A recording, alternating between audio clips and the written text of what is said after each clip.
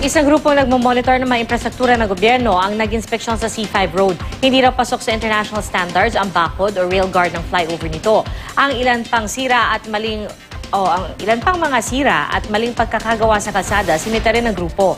Balita natin ni Marisol Abduraman.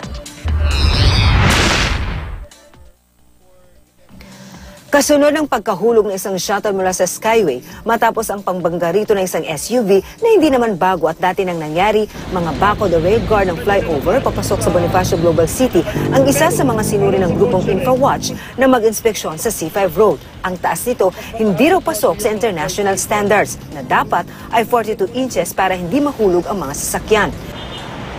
Pinuna rin nito ang mga bahagi ng kalsada na dapat inaayos pero hindi raw inaaksyonan at ang pagsira naman daw sa mga bahaging maayos naman. Para may rason na naman sila, nasisirain nila yung konkreto para sementohin ulit.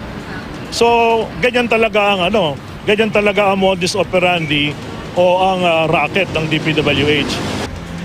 Kunesyon din ng grupo ang patong-patong na asfalto sa ibang bahagi ng kalsada. Tulad sa bahaging ito kung saan 4 na pulgada ng asfalto kahit pwede namang 2 pulgada lang.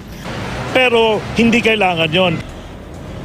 Wala rin daw silbi ang road widening sa C5 dahil itinuloy ang construction kahit may mga puno at poste na sakop ng kalye.